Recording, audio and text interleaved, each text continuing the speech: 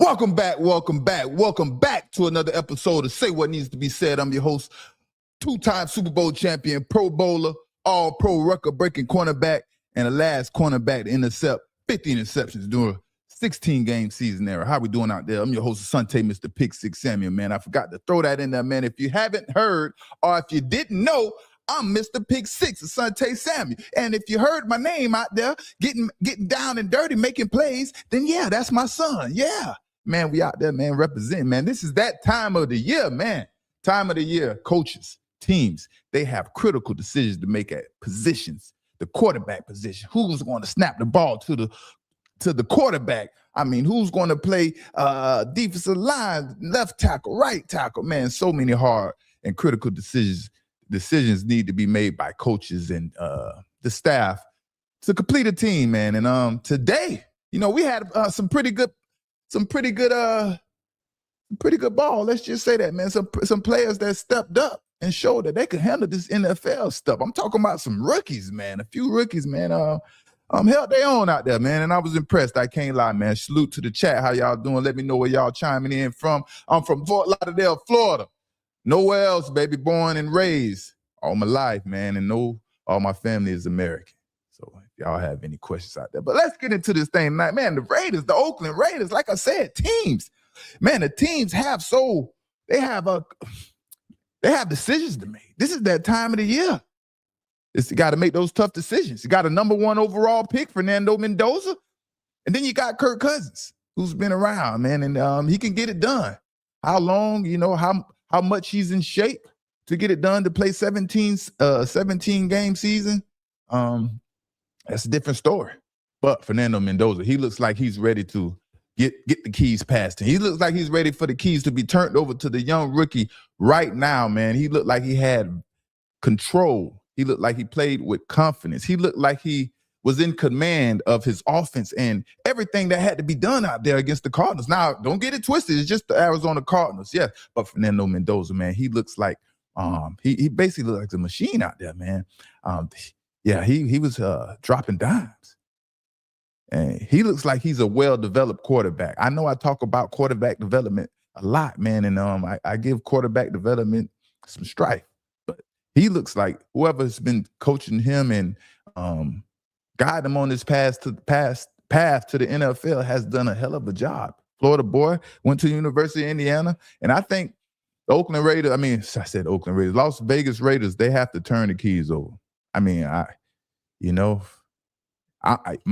if I am a coach, me personally, if I'm a coach and I go out there and I draft someone with the number 1 overall pick, I have to see what you can do. I mean, even if it doesn't look that sweet, doesn't look that pretty, you understand? Even if there are a lot of things that need to be corrected, a lot of bad plays, a lot of miscommunication errors. If I can see some potential while all that horribleness is going on, I could deal with it. So I don't know. Las Vegas Raiders, man, Clint Kubiak over there, they got some hard and tough decisions to make if they want to put that rookie out there right now. I believe in putting him out there right now and see what he can do. See if he's built for these moments. See if he can handle pressure at a young age, being young in the NFL. Right? Because you only have time to grow. So I like what I seen in Fernando Mendoza. Still waiting on Ashton Genty to step up. We'll see how that goes. But shout out to the Las Vegas Raiders. They look like they have something on their hands. And I didn't like that hit. I didn't like that hit Fernando took, man. He bounced back. Welcome to the NFL. Everybody have that welcome to the NFL moment. And that was Fernando Mendoza. Welcome to the NFL moment right there, man. So salute to Fernando getting it done. I know it feels good to get that first action under your belt in the NFL, playing on a different level from college. Salute to everybody out there in the chat. Now let's move on. Talk about the Bengals real quick. We'll go through a few teams real quick, man. We'll touch on a few teams, but now we got to talk about the Bengals versus the Lions. Whoa, man. The Bengals, man, that was atrocious out there today. Man, I know it's just preseason and he got a lot of things to work on, but they are just too freaking soft in the middle. When you're soft in the middle, you can't win. It's simple as that. Today was supposed to be a simple, what do you call these type of games? a simple mock game, basically. Joe Burrow and the ones went out there against the Lions twos, and they couldn't even execute in the preseason game with basic offense and a basic defense. And that is just basically Joe Burrow already understands nothing has changed. He's going to be trying to escape for his life for most of the season, man, basically. You know what I'm saying? The offense can have as much yards they want. Joe Burrow throwing the ball to Jamar Chase. But, man, they have to block. They have to get solid and tough in the middle. Until they get tough in the middle, it's going to be the same tune over and over and over. Joe Burrow hasn't done anything pretty much in 5 seasons since they went to the NFL, to the Super Bowl in 2021. So it's time for the Bengals to do something. It's a mess over there, man. It is a complete mess. It's a complete mess. Now, we want to talk about these Steelers, man. These Steelers. First of all, let's talk about Will Howard. Will Howard looked pretty awesome. Looked pretty good out there today, man. Looks like he's being coached well. I want to say Will Howard and Drew Allard, man, I think they're benefiting a lot from Aaron Rodgers being on that team and watching him operate and seeing how how he commands the offense. I see Will Howard improving. He looked like a different player coming than he was than he was in college at Ohio State. And he looked like he was pretty confident slinging that ball in there and executing the offense. Then Drew Allard, he got in there and did his thing pretty much. Did his thing. But Asante Samuel Jr., man, like I say, coaches have tough coaches and teams, not just coaches. Coaches, teams, they have tough decisions to make. And this is another tough decision. Is Asante Samuel Jr. worthy of starting for the Pittsburgh Steelers? Should he be on the opposite side of Joey Porter Jr.? And that's going to be a tough decision. He's just out there working, trying to earn his keep. He looked really, really good out there. He looked very fluid. He looked confident, and he looks like he's back to feeling like his old self, First pass he got, they tried to throw a quick fade from the slot, and he did a hell of a job breaking it up. And let me tell you, that is one of the toughest plays and toughest routes to cover. A fade route from the inside, it's like, when you play cornerback, you're on the outside, so you have the sideline as your friend. You have the sideline as your friend. You can use that as a third defender or a second defender, because if you can squeeze the receiver towards the sideline and squeeze him out where the quarterback really doesn't have anywhere to throw the football, that's why it's easier out there at cornerback. Whereas in slot, man, you see, the wide receiver has a ton of room left and right to keep working in it. So he did a hell of a job out there. He looked very comfortable, and like he's ready to go to work. Then, as you can see, like we just talked about, they tried Asante ASJ on a go route on the perimeter outside, and he did exactly like we talked about. He squeezed him to the sideline and didn't give the quarterback much room to complete the pass, and that's how his day ended. A perfect day, baby. Looked awesome out there today. But I wonder, do y'all think, man, does the Pittsburgh Steelers, like Mike McCarthy, he came and said he really liked Asante Samuel Jr. and he's really dependent on him. And if he said that before this game, I know that he has to feel a lot stronger and a lot more confident in Asante Samuel Jr., ASJ, from what he saw out there today, and this is his time to he's on his grind. He's on his way back. You got Jamal Dean, who was just signed to the Pittsburgh Steelers, and then you got Joey Porter, who we all have heard he was in a contract dispute with the team. So that was able to give these cornerbacks some extra reps and extra burn. And you gotta, like I say, I always talk about seizing the moment. That's what you have to do in life. Seize the moment. So shout out to Pittsburgh Steelers, Will Howard. Will Howard is really making a name for himself. He's up in that value. That value is it's growing. It's growing. It's gonna be interesting to see how the Pittsburgh Steelers pan out at quarterback next year when Aaron Rodgers is gone. Then you got Will Howard and Drew Allard going at it. Should be a pretty good battle. How we doing out there tonight? Yeah, man. Asante was fun to watch today. Yeah, man. Shout out to ATL, tuning in to Junior out there. All right, man. The news, if you haven't heard, man, Jayden Daniels, man, this guy, Jayden Daniels is making headlines for all the wrong reasons. You would think he is making the news because the team is prepared to make it to the Super Bowl. They're making acquisitions that is going to guarantee that they at least be in the second round, third round of the playoffs. That team, but he's making headlines for all the wrong reasons. And I tell y'all, man, this entitlement is getting out of hand. This entitlement is reaching new levels for these new era athletes. And Jayden Daniels, he's feeling disrespected. He's feeling disrespected because LSU is allowing another player to wear number 5. Go figure. Profoundly disrespected. Not just disrespected, profoundly disrespected. Jayden Daniels sends cease and desist to LSU over number 5 jersey. While Daniels' number 5 jersey has not yet been retired by LSU, Pickett's use of the number marks the first time another LSU player has worn it since Daniels left the program for the NFL. That's DJ Pickett, cornerback. He's wearing number 5 for the University of LSU, right? The Daniels family is deeply disappointed and feels profoundly disrespected by LSU's decision to give Jayden's number to another player. Daniels' spokesperson said a statement to ESPN, Jayden and his family had every reason to believe that the number would remain a meaningful part of his LSU legacy and would be honored and protected in recognition of his extraordinary contributions to the university.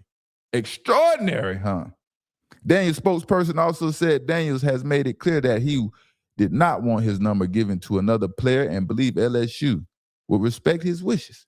In Daniels' cease and desist letter, attorney Adam Kenner said Daniels' contract with LSU allowed the school to use his name, image, and likeness for 180 days after his final college football game. So let me get this straight, right? Jayden Daniels requested LSU. He requested to LSU. Jayden Daniels' request to LSU was not to let another player wear his jersey. Listen to that. Jayden Daniels, he requested to LSU not to let another player wear his jersey. Can you believe that? That is some bold freaking stuff right there. LSU never reached out to him to tell him or his team that they wanted to retire his jersey. He reached out to them. This is some narcissistic behavior right here, right? And I think this is coming strictly from an emotional standpoint. Man, come on, man. This is out of control. Now, I understand there were rules, and it was the 180-day basis where the team and the institution is not allowed to use Jayden Daniels' likeness anymore. What are we talking about here? I feel like this is just being egotistical, wanting to have your way because you have fame and notoriety. You have a following. People love you now, And I think this is why we have to stop watching another man. Stop watching what another man has going on. And we have to stay in our lane. We can get sidetracked, get tricked off the streets from watching and letting what somebody else have going on interfere with what God got for us. You understand? Not saying in this situation, but just in general. Can't worry about what another man has going on. I never heard of an athlete tell a team or his alma mater, don't let another player wear his jersey. This is the first to me, But it seems like as a player, and like I always talk about offensive players and defensive players. I tell y'all that the offensive players are the most egotistical players of them all. And I think once Jayden Daniels found out that LSU is allowing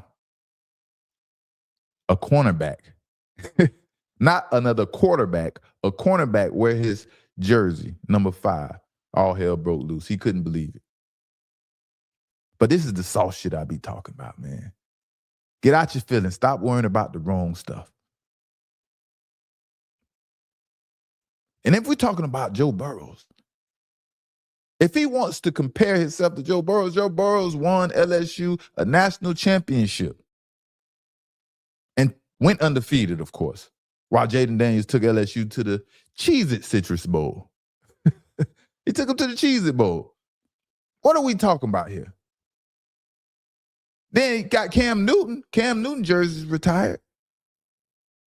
He won a national championship. He won the national championship along with the Heisman Trophy. The Heisman Trophy alone isn't good enough to have a player's jersey retired. You know, unless that player is playing for a smaller institution, like when I went to UCF, an up-and-coming college, a team that probably never had a Heisman Trophy winner in program history. Now, I think the playmaker, if y'all don't know who the playmaker is, you got to know who the playmaker is. He's everywhere, man. The playmaker, Michael Irvin. You know, I think he has a pretty good perspective of why you shouldn't want your jersey retired. Let's check him out. I want my number retired. When you retire the number, they put it in the rafters. And as soon as you leave time and go to eternity, they say, lost Michael today. Back to the game. That's it. That's all you get. That's the only time you get your flowers. When C.D. Lamb wearing number 88, every Sunday he step on the football field. When he misses a ball, they said Mike Irvin wouldn't have dropped that. If he catches, if he catches the ball, they said look like Mike Irvin. So no matter what, I get my flowers every Sunday. I don't understand why everybody don't do this. Shout out to Mike, man. He's the best, man. He is the best.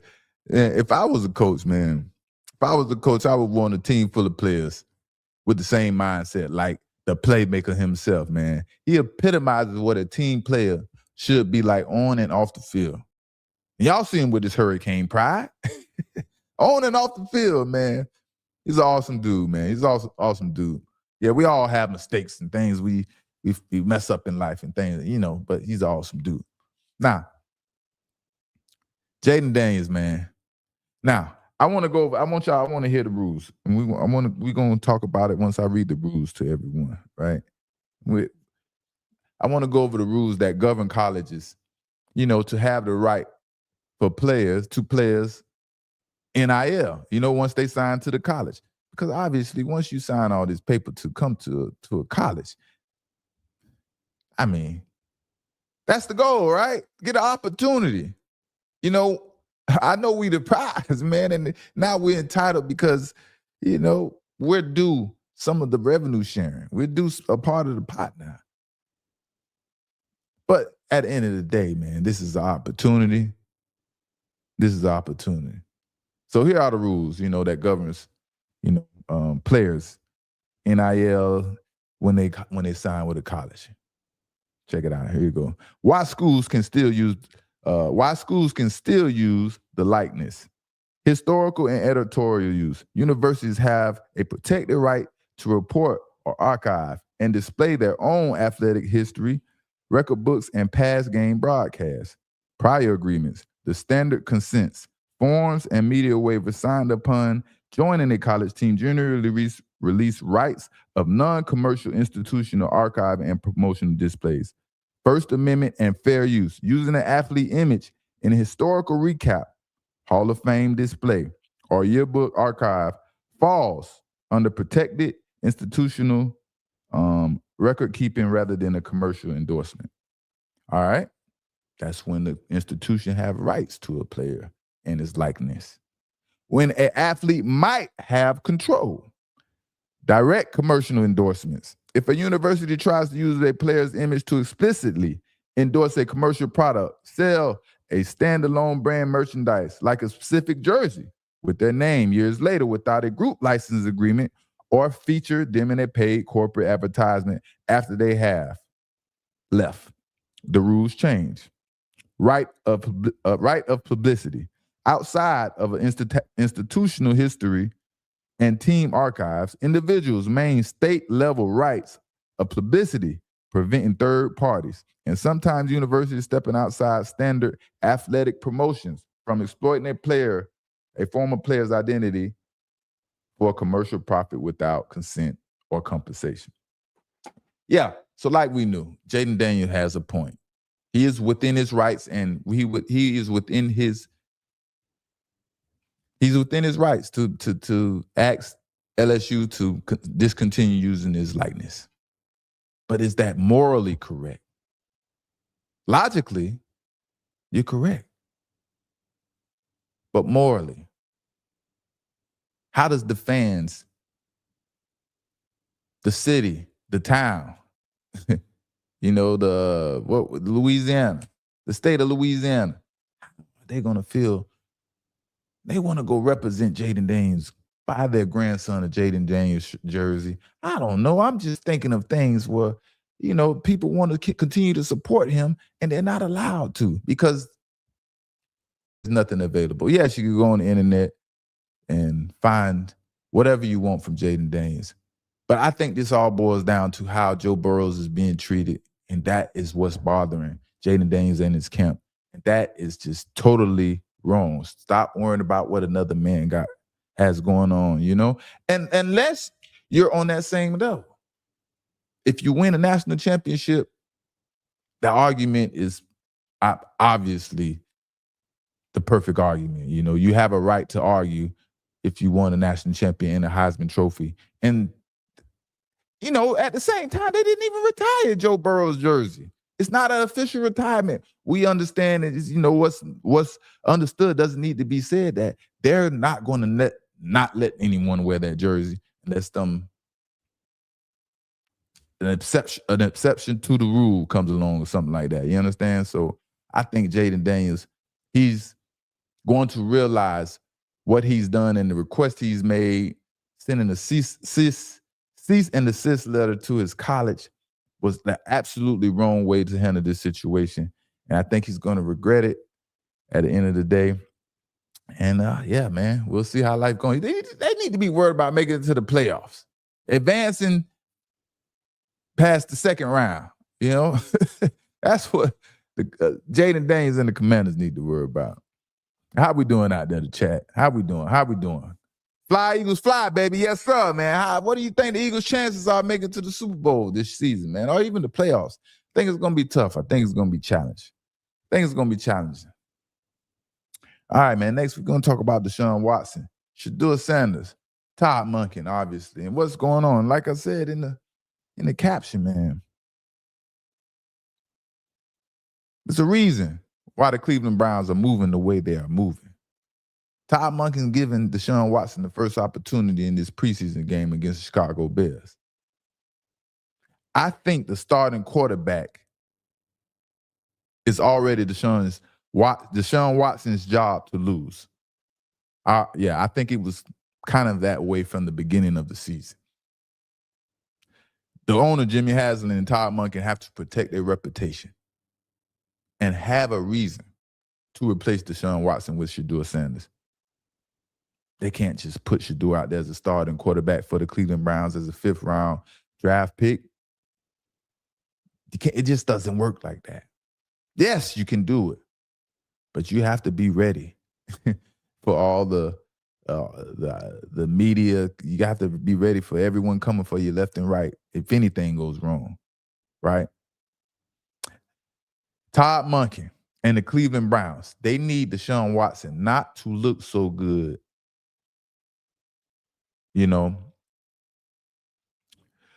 so they won't look like the fool for paying him so much money to be the backup quarterback, right? So starting Deshaun Watson is right on task. That's the plan, right? They need Deshaun Watson to go out there, have a couple bad plays, look like his old self, meaning like, in the past couple years. And then that can justify the decision to start Shador. Because there's a lot of politics. That fifth round tag that's hanging over Shador's head, that means a lot in the NFL. Imagine Deshaun Watson never getting a chance to see what he can do while making $40 million plus dollars, making all that money this season. Just imagine that. That sounds worse than giving him that fully guaranteed contract. And without that price tag attached to Deshaun Watson's name, I think, it would be a no-brainer. Give the keys to the offense to Shador. Let him work. Let him build. Let him grow. But ultimately, I think Todd Monken's decision to start Deshaun Watson in the first preseason game is to keep him away from the home crowd, boos, that bad energy, soon as something doesn't go right in the home crowd. They're ready to boo and go off on Deshaun Watson. It's inevitable. Todd Monken, he understands Watson is against all odds playing at home until he goes out there and makes some plays and changes the narrative. That's why Deshaun Watson is starting in this game against the Bears, because it's an away game. Now, if Todd Monken only gives Deshaun Watson 1 or 2 series in this preseason game against the Bears, instead of it still being a competition like he says it is, then we really have a problem. We should be worried. But in my opinion, I really believe Todd Monken is pushing for Shador to be the starter the first regular season game, or to start the regular season. And I sure hope I'm right, man. I sure hope I'm right. Whereas Travis Switzer, the offensive coordinator, he wants Deshaun Watson to be the starter. Maybe because of, he's more confident in a veteran player. Whatever the reason may be. And that's normal between coaches. Coaches, they have feelings for, their feelings are different for different players. That's just the way it is. And we seen Deshaun Watson talking, and we seen Todd Monken talk. And I'm big on confidence. But as I'm rooting for Deshaun Watson, everybody's expecting, they want to see this old Deshaun Watson back. I had no clue that Deshaun Watson felt this way about himself. I think ever since I've been here, early on, I think, bringing up Houston was cool, but I'm 30 now, so I think, I had some injuries and things like that, so my game has definitely changed, but the mentality and how I play and what I, how I approach it doesn't. So, I don't know. I think just going out there and just playing free and let my, instincts just take over, So I think that's the biggest thing. And, I've always had a coach, my Coach O'Brien always told me, I always trust my instincts. So, I think that's the biggest thing, is just go out there, play free, and let the game come to me. Yeah, man, that doesn't sound too convincing. That doesn't sound like we're ready to go out there and compete and win some games. That doesn't. I'm not getting that tone. I don't get that tone from Deshaun Watson. And let me tell you, when a player has lost belief in himself, that's a ruined player. I don't think Deshaun Watson is quite sure if he could still play at a high level again. This isn't the kind of message you want to hear as a teammate. I don't want to hear some doubt from my teammate. I want to hear they believe. Then meanwhile, we got Shador over here exuding confidence. He's just full of it. He's ready to put on a show. He's ready to, put it on. See if he can do it or not. Give him a chance. I just don't see the hunger in Deshaun. The hunger and desire, the will. I don't see none of that in Deshaun Watson anymore. I just see a guy out here happy to be here playing football, get paid, go home and enjoying his family. That's what I see. I think mentally in his mind, he still wants to be great. He still wants to, if he could, see that Deshaun Watson he once was. But too much time has passed for him, to be that player he once was. It just is coming back. I'm convinced at this point. If I'm as a coach, you at least want to feel hope. You still want to feel hope that your quarterback can still play at an elite level. You don't want to hear that quarterback having doubt in themselves. That's why Ty Munkin had to jump up there and reinforce what Deshaun Watson was saying. Like, I'm not going to put no limitations on him. I feel the same way. I don't put limitations on anybody.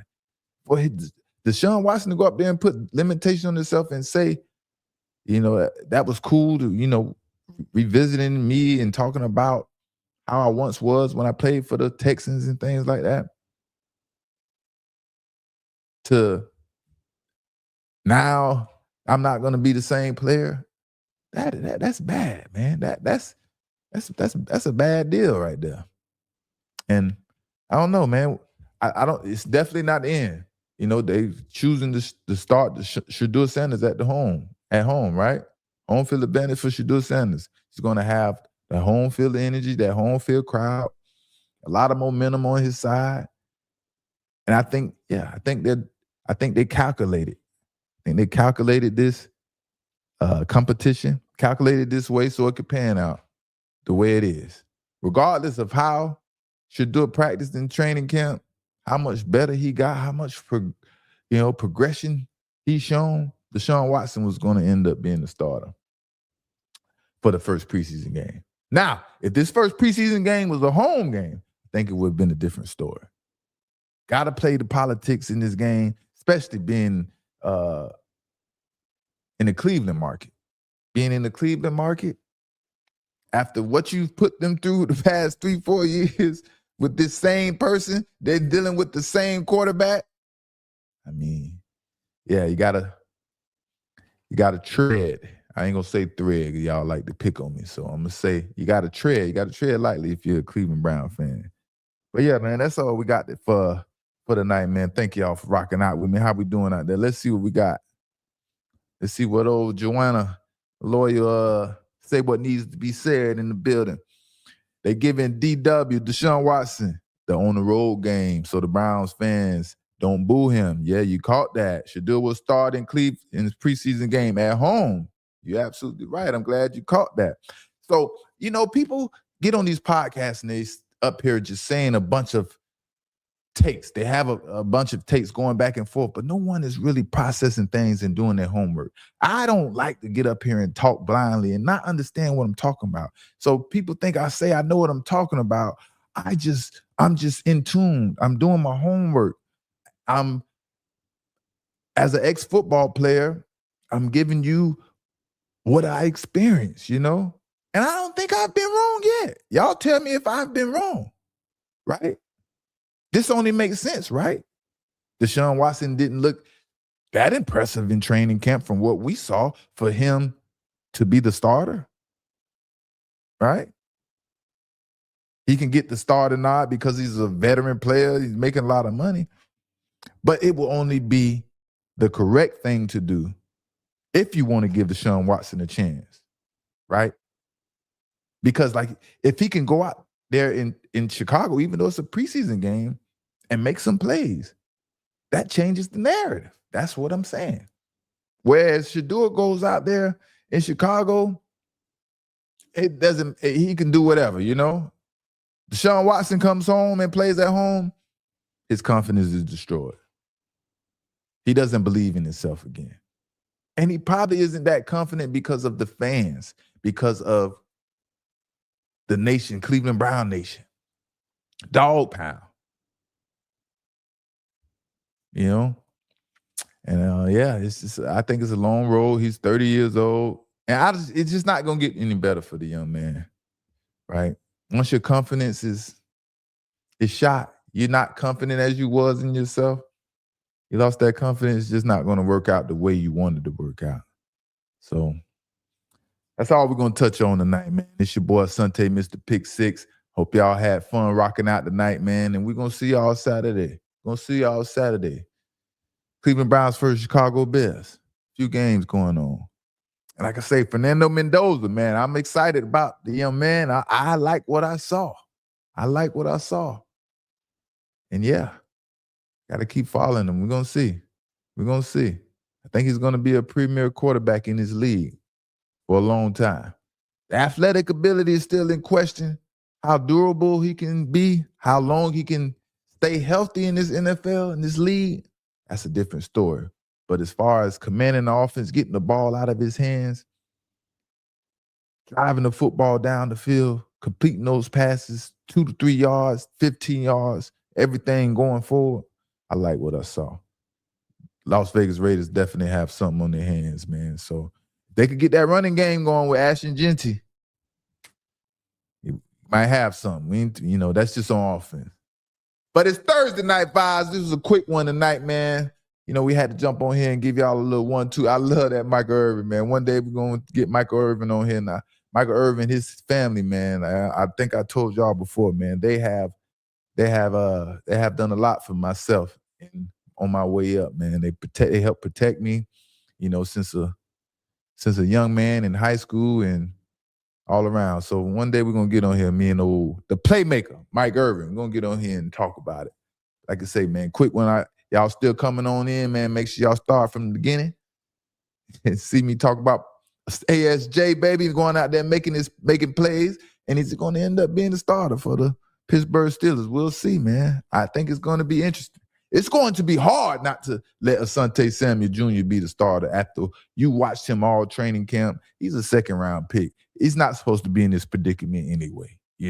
It's just the way it is. Now you grind your way up, man. He's grinding his way up, and he's letting his ability speak for itself.